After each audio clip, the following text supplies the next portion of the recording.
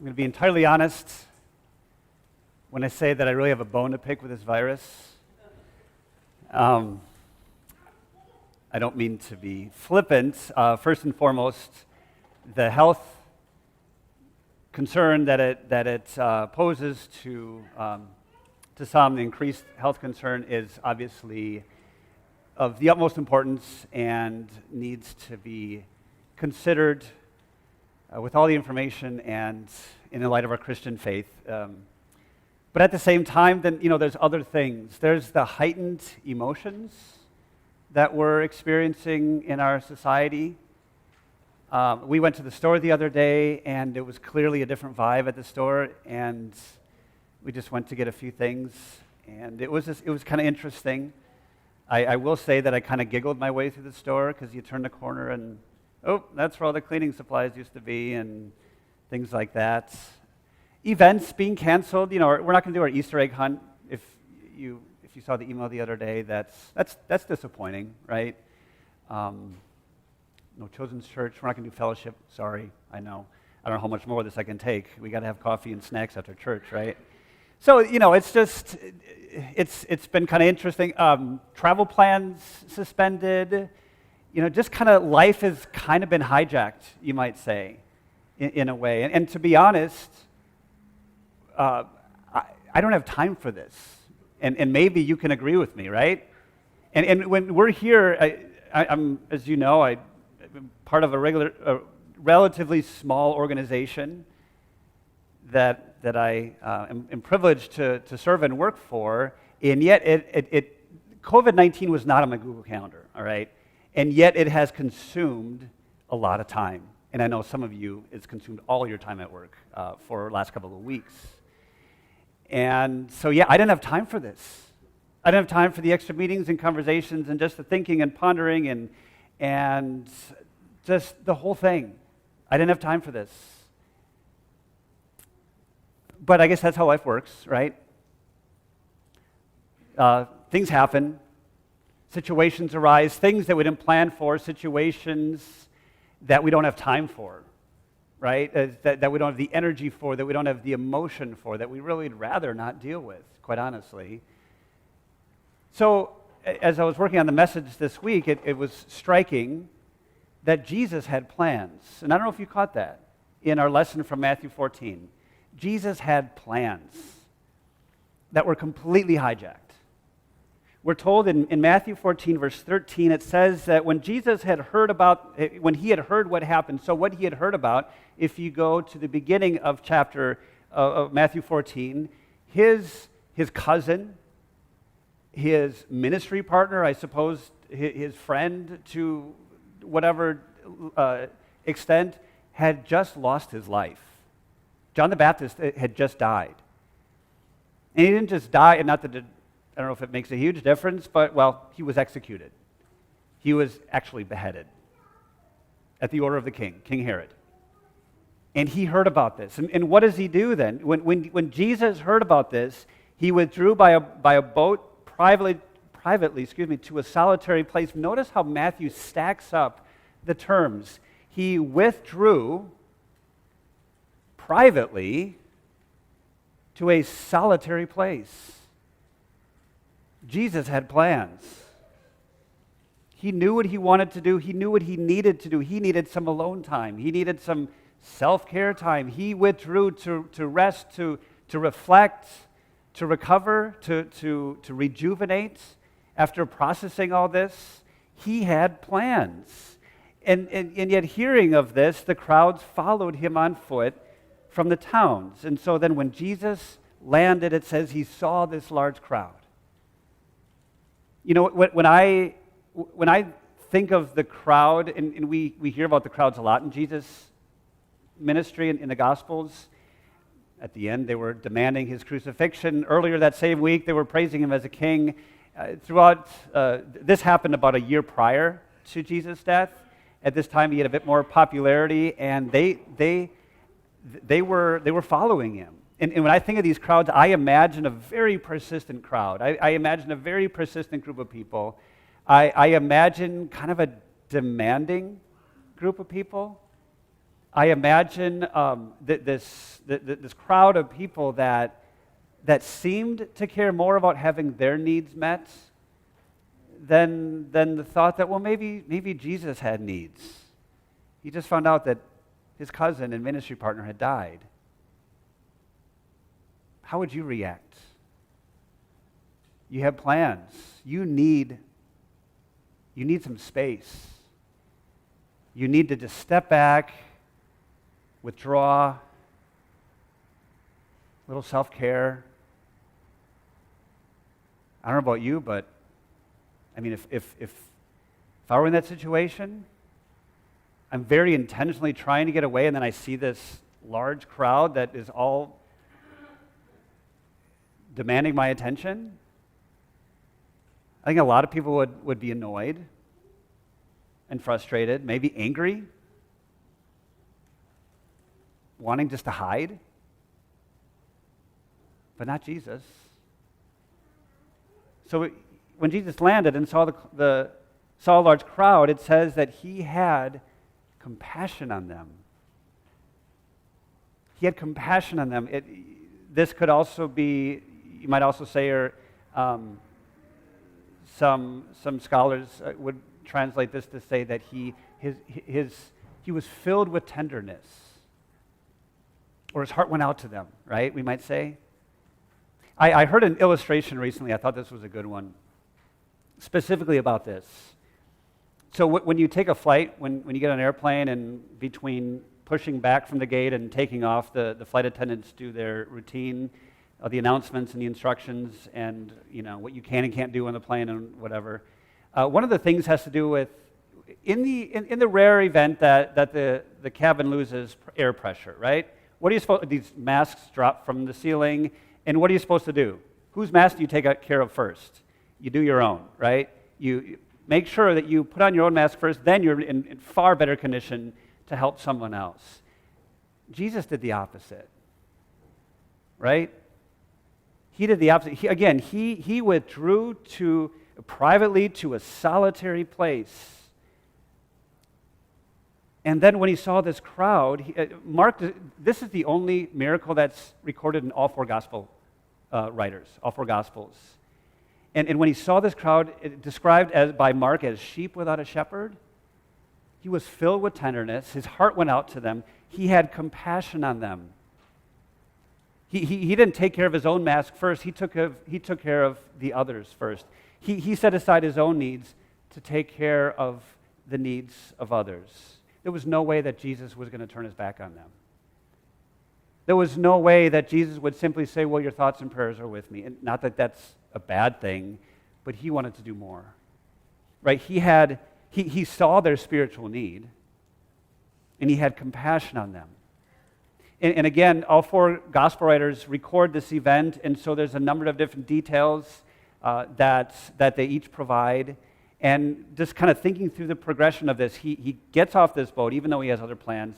He saw this crowd. He had compassion on them. We're also told by Luke that he welcomed them, and he spoke to them about the kingdom of God, so he shared the gospel with them. Matthew here says that he healed them, and then, of course, all the gospel writers talk about how he fed this massive humanity with just a small amount of food. So he had compassion on them. His heart went out to them. He welcomed them. He took care of them. Although the disciples, as you heard, they weren't quite there yet. Right? The disciples, in verse 15, said, as evening approached, the disciples came to Jesus and said, this is a remote place, and it's already getting late. Send the crowds away so they can go to the villages and buy themselves some food. So on the one hand, it's like, well, that makes sense. That's realistic, right? I mean, logistically, what are we going to do here?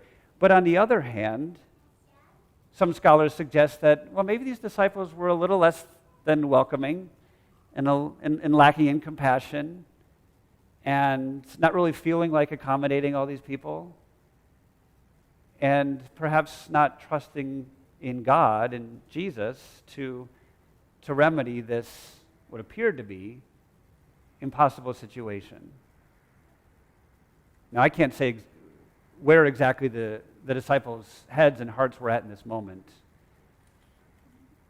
But certainly we can make some observations and maybe think more of ourselves. Like, what would you do in that situation? What do you do when things happen? Unexpected things, when situations arise that you hadn't planned for. When your plans get completely hijacked and turned upside down.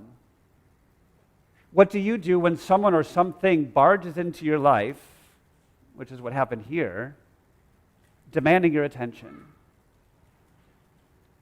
It's hard to be compassionate in those situations because we know what we want to do. We know that we have needs, and we have a hard time putting others first.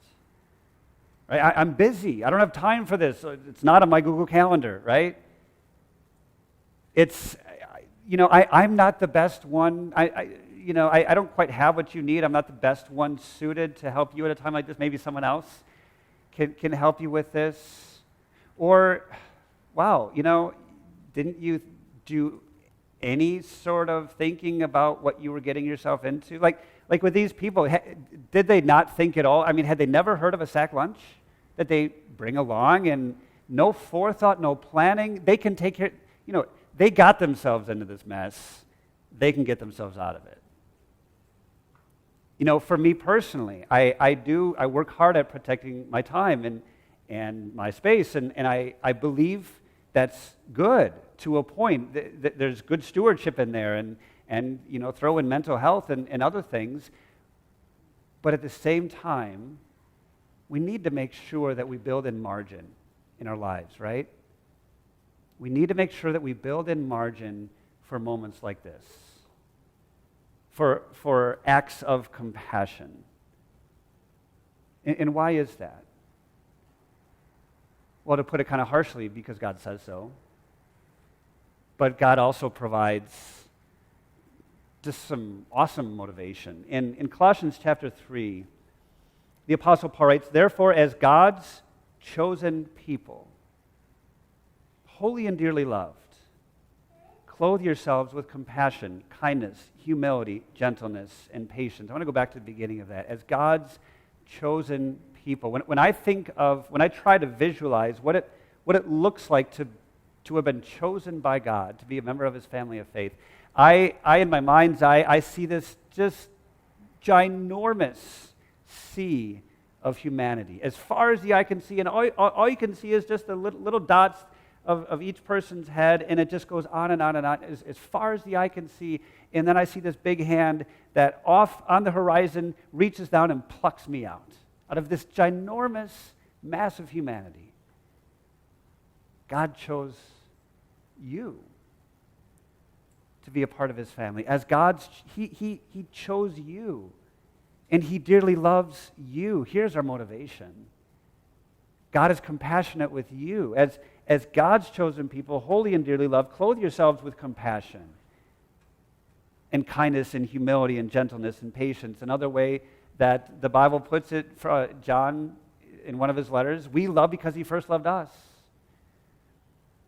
Another reason, though, for this is because compassion, and really kind of continuing that thought, compassion ultimately is a reflection on Christ, isn't it?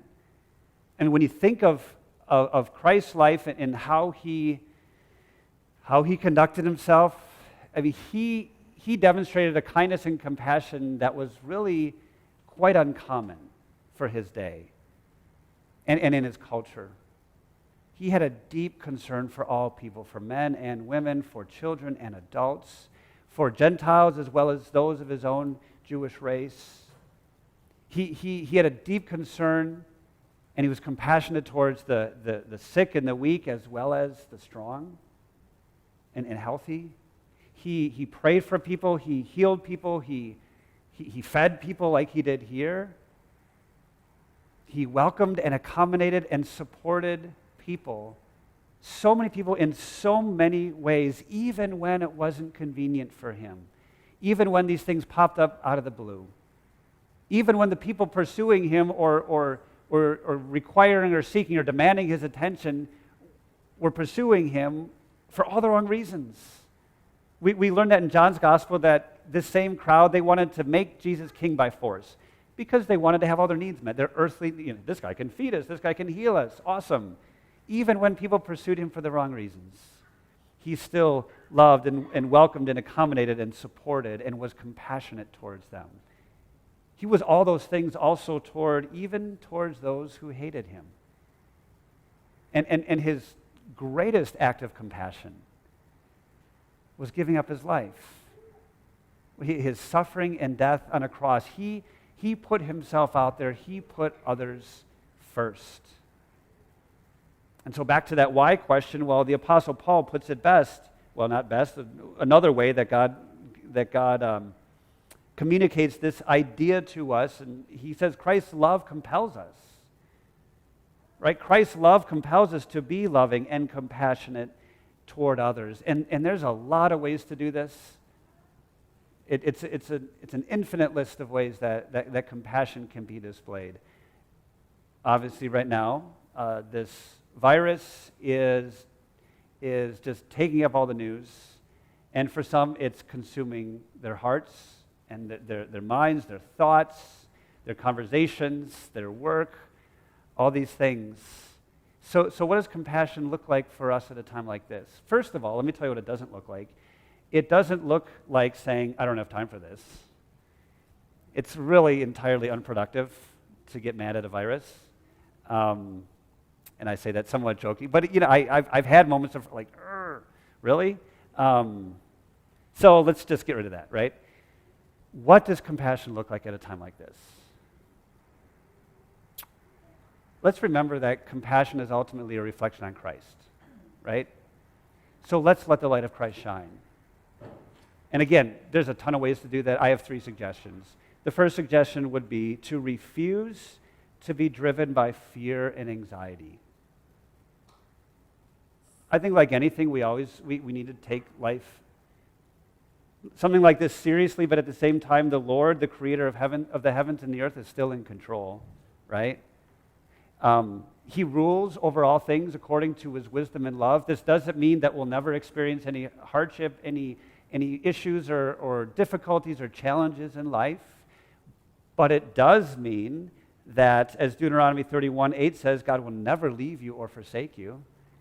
It does mean that God is your refuge and strength and ever-present help in every trouble. It does mean that we, as followers of Christ, we get to live by faith and not by sight. Not by what you scroll on your phone and not by what you see on TV. That doesn't rule us. That doesn't govern where our emotions and where our hearts are at. We live by faith, not by sight, which is the opposite of living by fear and anxiety. So let's refuse to be driven by fear and anxiety. Let's also react and prepare wisely and considerately. I'll leave it to the experts to advise on how to prepare yourself and preventative and all that stuff.